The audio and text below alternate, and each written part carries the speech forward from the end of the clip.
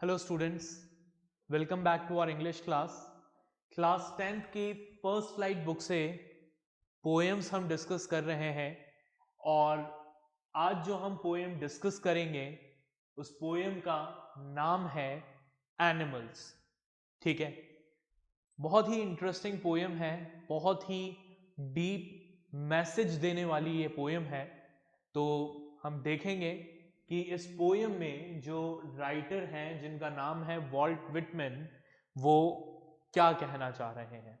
ठीक है, अपनी बुक ओपन करें, बुक साथ में रखें, अपना रजिस्टर अपने साथ में रखें, हाथ में पेंसिल और पेन रखें और उसके बाद मेरे साथ वीडियो में पोएम के एक्सप्लेनेशन को समझें। ठीक है, तो सबसे पहले पोएम का इंट्रोडक्शन देखते हैं कि ये पोएम हमें क्या समझाना चाहती है। So in this poem the poet Whitman compares man to animals. ठीक है, इस पोएम में जो हमारे पोएट हैं जिनका नाम है वॉल्ट विटमैन, वो ह्यूमन बींग्स को कंपेयर कर रहे हैं किसके साथ? एनिमल्स के साथ। He finds that man lacks many virtues that animals have. Poet को ऐसा लगता है कि इंसान में ऐसे बहुत सारे वर्च्यूज की कमी है। वर्च्यूज का मतलब क्या है यहां पर? वर्च्यूज का मतलब है क्वालिटीज। ठीक है, वर्च्यूज का मतलब क्या है? Qualities.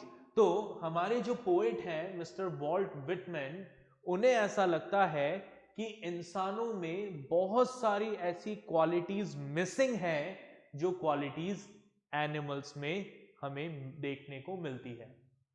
The poet says that he feels more at home with animals than human beings since they are selfish, false and always dissatisfied, while the animals are unselfish, true and more satisfied.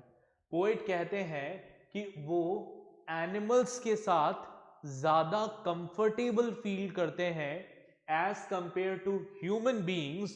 क्यों? क्योंकि human beings जो हैं वो क्या हैं? वो selfish हैं, वो हमेशा डिससेटिस्फाइड रहते हैं, वो झूठे हैं, फॉल्स हैं। ठीक है, जैसा बोलते हैं वैसे होते नहीं हैं। जबकि एनिमल्स की हम बात करें तो दे आर अनसेल्फिश, वो बिल्कुल सेल्फिश नहीं होते। They are true to their nature, वो अपने नेचर को लेकर ट्रू रहते हैं, दिखावा नहीं करते अच्छे होने का। ठीक है, जैसे हैं वैसे ही रहते हैं। एंड मोर सेटिस्फाइड, अपनी लाइफ से सेटिस्फाइड रहते हैं। Clear? They show their love for us, वो हमें अपना लव शो करते हैं। क्लियर? तो that is the introduction of our poem. अब हम इस पोएम को लाइन बाय लाइन रीड करेंगे एंड आफ्टर दैट हम पोएम के थीम को डिस्कस करेंगे। क्लियर? तो स्टार्ट करते हैं पोएम के एक्सप्लेनेशन को। अपनी बुक और अपना पेन अपने हाथ में रखें। Let's begin. The poet tells us that he feels more at home with animals than humans, whom he finds complicated and false. Poet इस पोएम में हमें बता रहे हैं कि वो जानवरों के साथ ज़्यादा कंफर्टेबल फील करते हैं instead of human beings, because human beings are complicated and false. इंसान का नेचर समझना बड़ा मुश्किल काम है। Let's begin. I think I could turn and live with animals. They are so placid and self-contained. I stand and look at them long and long. क्या कह रहे हैं पोएट? पोएट कह रहे हैं that I यहां पर किसके लिए यूज हुआ है? पोएट के लिए, जिनका नाम है वॉल्ट विटमैन। तो वो कहते हैं आई थिंक, मुझे लगता है, I could turn and live with humans. I can turn on this human society, मैं इस ह्यूमन सोसाइटी को छोड़कर जानवरों के साथ रह सकता हूं। दे आर सो प्लेसेंट, वो एनिमल जो है वो क्या है? बहुत प्लेसिड, प्लेसिड मीन्स, आप मीनिंग नोट कर लें प्लेसिड का। प्लेसिड का मीनिंग होता है काम एंड पीसफुल। वो जानवर कितने पीसफुल होते हैं, कितने शांत होते हैं। And self contained, self content होते हैं, सेल्फ सेंटर्ड होते हैं, किसी से कोई मतलब नहीं होता, अपने आप से मतलब रखते हैं, अपने काम से काम रखते हैं, ना किसी के काम में इंटरफेयर करते हैं, ना किसी से कोई मतलब रखते हैं। I stand and look at them long and long. Poet कहते हैं कि मैं उन एनिमल्स को बार बार मैं खड़ा होकर उनको देखता हूं, और जब मैं उन्हें देखता हूं तो मुझे ऐसा लगता है that I can live with them instead of living with human beings. ठीक है, अब यहां पर लॉन्ग एंड लॉन्ग को अंडरलाइन कर लें और वहां पर नोट कर लें दैट इट इज रिपीटेशन। ये यहां पर एक लिटरेरी डिवाइस यूज हुआ है, जिस लिटरेरी डिवाइस का नाम है रिपीटेशन। तो प्लीज अंडरलाइन करें और यहां मेंशन कर लें that long word is repeated. Next, they do not sweat and wine about their conditions. Poet आगे कहते हैं कि ये जो एनिमल्स है ना, दे do not sweat and wine, sweat and wine means cry, ठीक है, अबाउट देयर कंडीशन।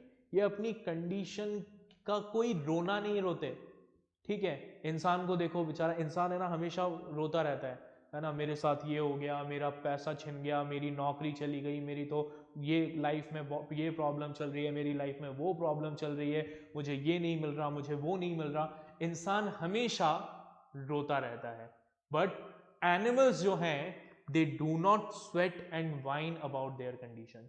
वो अपनी कंडीशन का रोना किसी के सामने नहीं रोते, जैसी कंडीशन में है उस कंडीशन में खुश रहते हैं। दे do not lie awake in the dark and weep for there since. ना ही एनिमल्स में कोई गिल्ट फीलिंग होती है, ठीक है। इंसान क्या करता है, इंसान जो है he is full of guilt, guilt से भरा हुआ है। पहले तो गलत काम करेगा और फिर गलत काम करने के बाद रात रात भर जागकर रोएगा, अपने पापों को याद करके कि मैंने गलत कर दिया, मैंने गलत कर दिया, मैंने पाप किया है, मैंने पाप किया है, उस बात को सोच सोच कर रोता रहेगा। एनिमल्स ऐसा कुछ नहीं करते। कभी किसी शेर को देखा कि भाई उसने हिरण का शिकार किया और फिर खाने वाने के बाद आराम से फिर रात को सोचा, अरे यार मैंने तो बेचारे निर्दोष से हिरण को मार दिया। They do not cry over their sins. वो नहीं रोते अपने पापों को याद कर करके, अपने कामों को याद करके।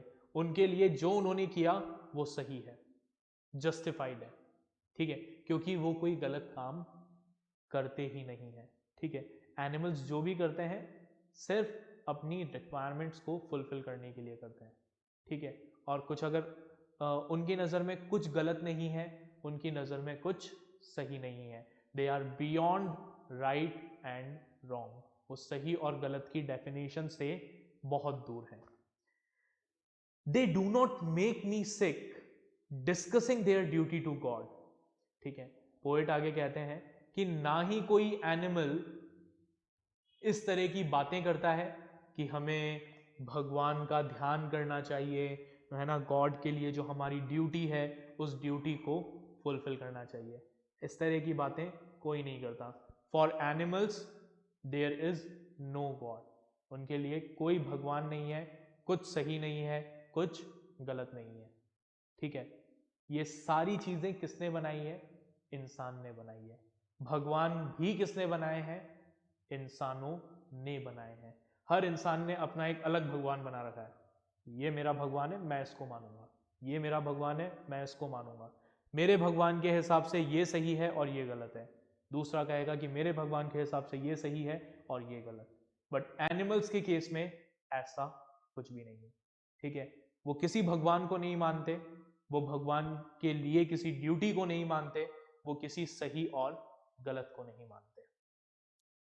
Not one is dissatisfied, not one is demented with the mania of owning things.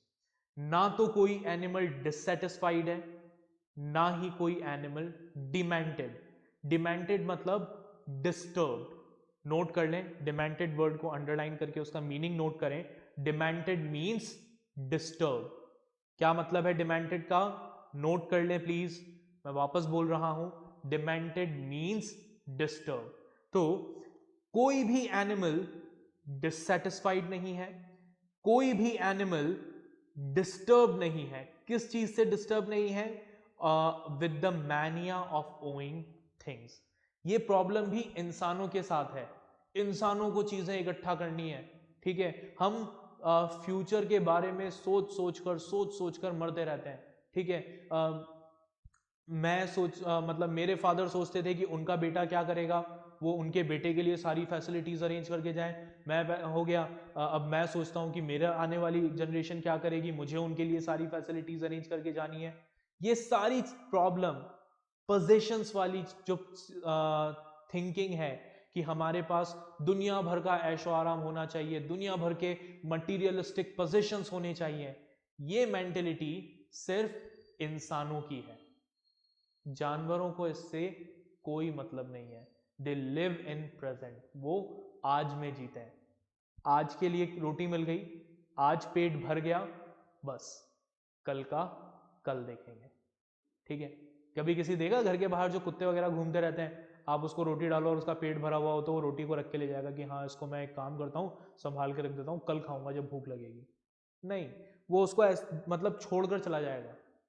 अगर उसका पेट भरा हुआ है, भूखा होगा तो खा लेगा, पेट भरा हुआ होगा छोड़कर चला जाएगा, ठीक है। तो ये जो पोजेशंस की आदत है ये एनिमल्स में नहीं है। ये इस चीज से कौन परेशान रहते हैं? इस चीज से परेशान रहते हैं इंसान, ठीक है, कि मेरे पास ये भी होना चाहिए, मेरे पास वो भी होना चाहिए, ये भी है, ये चाहिए, ये फैसिलिटी भी चाहिए, वो फैसिलिटी भी चाहिए। ये प्रॉब्लम किसकी है? इंसानों की है। Not one kneel to others. कोई जानवर किसी दूसरे जानवर के सामने झुकता नहीं है, ठीक है। एनिमल्स में सब इक्वल है, इंसानों में ऐसा नहीं है। इंसान में बड़ा भेदभाव है, बड़े छोटे का भेद हुए, ठीक है। बड़ों को रिस्पेक्ट करना चाहिए, हम छोटे हैं बड़ों की इज्जत करनी चाहिए, ये पैसे वाला है तो उसकी इज्जत करो, ठीक है। ये मेरे अपने से गरीब है तो इससे एक्सपेक्ट करो कि ये हमारी इज्जत करेगा, ठीक है। ये सारी मेंटेलिटी, ये सारी थिंकिंग भी किसकी है? इंसानों की है। जानवरों में, एनिमल्स में ऐसा कुछ नहीं होता। कोई जानवर किसी दूसरे जानवर के सामने घुटने नहीं टिकाता। कहने की बात है कि शेर जंगल का राजा होता है, लेकिन आपने देखा कभी किसी दूसरे जानवर को उसके सामने झुकते हुए, उसकी गुलामी करते हुए? नहीं। उससे डरते जरूर हैं, राइट। शेर से दूसरे जानवर डरते जरूर हैं, लेकिन उसकी गुलामी नहीं करते। ये सब किसकी आदतें हैं? इंसानों की आदतें हैं। Not one kneels to other nor to his kind that live thousands of years ago, ठीक है। कोई जानवर किसी दूसरे जानवर के सामने घुटने नहीं झुकाता, ना ही अपने पूर्वजों के सामने घुटने टिकाता है। इंसान है जो क्या करते हैं, ये हमारे दादाजी थे, ये हमारे परदादाजी थे, ठीक है, इनकी इज्जत करो। ये सब इंसानों में है, जानवरों में ऐसा कुछ नहीं है। जानवरों को तो ये भी नहीं पता होता कि उनके माँ बाप कौन है, राइट। फॉर देम, एनिमल्स के केस में एवरी एनिमल इज इक्वल, हर कोई इक्वल है। नॉट वन इज रिस्पेक्टेबल और unhappy over the whole earth. पूरी दुनिया में कोई भी जानवर रिस्पेक्टेबल नहीं है, कोई भी जानवर अनहैप्पी नहीं है। अब इस वर्ड का, इस लाइन का क्या मतलब है कि कोई भी जानवर रिस्पेक्टेबल नहीं है? इस लाइन का मतलब यह है कि एनिमल्स के केस में रिस्पेक्ट जैसा वर्ड एग्जिस्ट ही नहीं करता। इंसानों में होता है कि भाई रिस्पेक्ट और डिसरिस्पेक्ट, जानवरों में ना तो किसी की रिस्पेक्ट होती है, ना ही किसी की डिसरिस्पेक्ट होती है। उनके लिए ये कॉन्सेप्ट है ही नहीं, ठीक है। वो इस चीज को मानते ही नहीं है कि कोई हमारी इज्जत करे या कोई हमारी बेइज्जती कर रहा है। उनके लिए बेइज्जती और इज्जत दोनों क्या है? इक्वल है, ठीक है। तो ना तो कोई जानवर रिस्पेक्टेबल है, ना ही कोई डिसरिस्पेक्टफुल, और ना ही कोई अनहैप्पी। आप किसी जानवर को नहीं देखोगे कि वो बेचारा दुखी है कि अरे यार मेरी बीवी से लड़ाई हो गई है, या फिर मेरे बच्चे पढ़ाई नहीं कर रहे, या फिर मेरे को तो है ना शेयर मार्केट में नुकसान हो गया। किसी उस जानवर को किसी चीज़ से कोई फर्क नहीं पड़ता। उसको 2 टाइम का खाना मिल गया, उसका पेट भर गया, वो खुश है। ठीक है। So they show their relation to me and I accept them. ठीक है। एनिमल जो है वो पोएट को कैसे लगते हैं? अपने लगते हैं। ठीक है। रिलेटेड लगते हैं, फेमिलियर लगते हैं, और वो उस फेमिलियरिटी को एक्सेप्ट करता है। ठीक है, क्योंकि पोएट भी काफी हद तक इसी नेचर को बिलोंग करता है। ठीक है। So they show their relation to me and I accept them. They bring me tokens of myself. Tokens means qualities. ठीक है। वो एनिमल्स क्या शो कर रहे हैं पोएट को? वो पोएट को उसकी क्वालिटी शो कर रहे हैं। ठीक है, जो पोएट को काफी फेमिलियर लगती है। दे एनविंस, एनविंस को अंडरलाइन करके इसका मीनिंग लिखें। एनविंस वर्ड का मीनिंग होता है शो या रिवील, किसी चीज को जाहिर करना, दिखाना। ठीक है। तो वो जो एनिमल्स हैं they reveal them plainly in their position. ठीक है। एनिमल्स क्या करते हैं? पोएट को वो क्वालिटीज शो करते हैं जो उन एनिमल्स में है, और जो क्वालिटीज पोएट को कैसी लगती है? फेमिलियर लगती है, जो वो खुद भी अपने अंदर फील करता है। बाकी और दूसरे ह्यूमन बीइंग्स में फील नहीं करता, खुद महसूस करता है। I wonder where they get those tokens. अब पोएट सोचता है कि आखिर इन एनिमल्स को ये क्वालिटीज कहां से मिली? Did I pass that way huge time ago and negligently drop them? कहीं ऐसा तो नहीं है कि इंसानों को भी ये सेम क्वालिटीज मिली हो, लेकिन हमने उन क्वालिटीज को इग्नोर कर दिया हो? और बात सही भी है। ठीक है। इंसानों से पहले जो स्पीशीज थी, या जो हमारे एंसेस्टर्स थे, ठीक है, आदि मानव जो थे, ठीक है, उन सब लोगों में भी ऐसी ही क्वालिटीज थी जो एनिमल्स में है। ठीक है। उनमें कोई भेदभाव नहीं होता था, उनमें कोई रिस्पेक्ट डिसरिस्पेक्ट नहीं होती थी, उनमें कोई पोजीशन की इच्छा नहीं होती थी, उनमें कोई भगवान नहीं होता था। ठीक है। वो सब आज में जीते थे। ठीक है। लेकिन जैसे जैसे ह्यूमन बीइंग्स डेवलप होते गए, जैसे जैसे सिविलाइजेशंस डेवलप होती चली गई, वैसे वैसे इंसानों ने क्या किया? उन क्वालिटीज को इग्नोर करना स्टार्ट किया, और possession, materialistic possession, greed, selfishness, इनमें इन्वॉल्व होते चले गए। क्लियर? तो ये थी हमारी पोएम एनिमल्स। ठीक है। अब हम इस पोएम के थीम को डिस्कस करेंगे। ठीक है। तो देखिए पोएम का थीम क्या है, आपके सामने बोर्ड पर लिखा हुआ है, हम इसको फटाफट से डिस्कस करते हैं। So the poet Walt Whitman tells frankly that he feels more comfortable and at home with animals rather than his fellow human beings. इस पोएम में जो हमारे पोएट हैं वॉल्ट विटमैन, वो ये कहते हैं कि वो बहुत ज्यादा कंफर्टेबल फील करते हैं किनके साथ? एनिमल्स के साथ, rather than his fellow human beings, instead of human beings. He has lost so much faith in the race of man that he wants to turn and change his position with animals. Excuse me. हमारे poet का इंसानियत पर से, इंसानों पर से इस हद तक विश्वास उठ गया है कि वो ये चाहते हैं कि वो जानवरों के साथ अपनी पोजीशन बदल लें। Human beings have become mad running after material position. इंसान जो है, इंसान क्या हो गया है? पागल हो गया है, पैसों के पीछे भागते हुए, मटीरियलिस्टिक चीजों के पीछे भाग भाग कर पागल हो चुका है। They are a bundle of complication, contradictions and confusions. Poet को ऐसा लगता है कि इंसान जो है ना, वो क्या है? कॉम्प्लिकेशंस, कॉन्ट्राडिक्शन, कंफ्यूजन, इन सब का ढेर है और कुछ नहीं है। Their conscience is not clear, उनकी जो सोच है वो क्लियर नहीं है, and so they suffer from nightmare and weep for their sin, इसीलिए वो अपने पापों को याद कर करके रोते रहते हैं। ठीक है, जबकि जो हो गया उसके बारे में रोने का क्या फायदा जब आप उसको कुछ बदल ही नहीं सकते।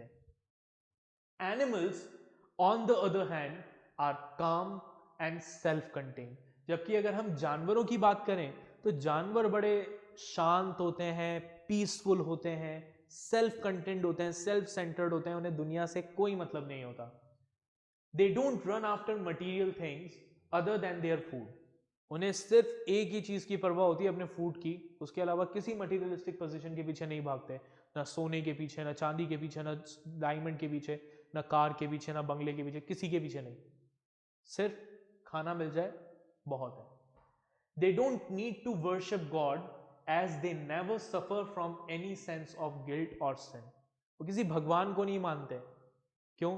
क्योंकि ना तो वो किसी पाप को समझते हैं ना किसी पुण्य को, ये पाप और पुण्य के चक्कर में इंसान भगवान बनाता है, उनके लिए ना कुछ गलत है ना कुछ सही, तो भगवान की जरूरत ही नहीं है। Ancestors of human being shared those token of love and understanding in the remote past, इंसानों के जो एंसेस्टर्स थे वो भी वो सेम क्वालिटी शेयर करते थे जो एनिमल्स में है। ठीक है, unfortunately humans have lost those virtues, unfortunately इंसान जो है वो उन वर्च्यूज को खो चुके हैं, उन टोकन्स ऑफ लव को खो चुके हैं और अंडरस्टैंडिंग को खो चुके हैं। ठीक है, पहले ये क्वालिटीज इंसानों में भी थी, लेकिन जैसे जैसे सिविलाइजेशन डेवलप हुई इंसान इन क्वालिटीज को भूलता चला गया। So that is our poem animals. I hope आपको पोएम जो है वो समझ में आ गई होगी। अब इस पोएम में एक और चीज हमें डिस्कस करनी है and that is literary devices. तो बिना कोई टाइम वेस्ट किए मैं फटाफट से आपको बुक में मार्क करवाता हूँ कि इस पोएम में कौन कौन से लिटरेरी डिवाइसेस यूज हुए हैं, आप प्लीज उनको मेंशन कर लें। सबसे पहला लिटरेरी डिवाइस जो यहाँ पर यूज हुआ है दैट इज रिपीटेशन। मैं आपको ऑलरेडी बता चुका हूँ, लॉन्ग एंड लॉन्ग वर्ड जो है वो रिपीट हुआ है। उसके अलावा एक और जो यहाँ पर लिटरेरी डिवाइस इस पोएम में यूज किया गया है दैट इज मेटाफर। ठीक है, कौन सा लिटरेरी डिवाइस यूज हुआ है? मेटाफर यूज हुआ है। और मेटाफर की बात करें तो मेटाफर का मतलब होता है डायरेक्ट कंपैरिजन। ठीक है, तो यहाँ पर किस चीज में कंपैरिजन हुआ है? तो अगर आप ध्यान से इस पोएम को देखेंगे तो इस पोएम में ह्यूमन बीइंग की जो इनर क्वालिटीज हैं, ठीक है, या एनिमल्स की जो इनर क्वालिटीज हैं, उन क्वालिटीज को कंपेयर किया गया है किससे? टोकन से। ठीक है, तो आप टोकन वर्ड को अंडरलाइन कर लें और वहां पर लिख लें that it is a metaphor. ठीक है, the inner qualities of human beings are compared with tokens. इंसान की जो इनर क्वालिटीज हैं उन क्वालिटीज को कंपेयर किया गया है किसके साथ? टोकन के साथ। क्लियर? आई होप ये पोएम आपको समझ में आ गई होगी। ठीक है, इस पोएम को एक बार दोबारा से रीड करिएगा। ठीक है, जो सामने इंट्रोडक्शन और थीम लिखा हुआ है इसको पॉज करके नोट कर लीजिएगा। क्लियर? उसके बाद हम मिलेंगे अगले लेक्चर में अगली टॉपिक के साथ, अगली पोएम के साथ। ठीक है, till then take care, bye everyone.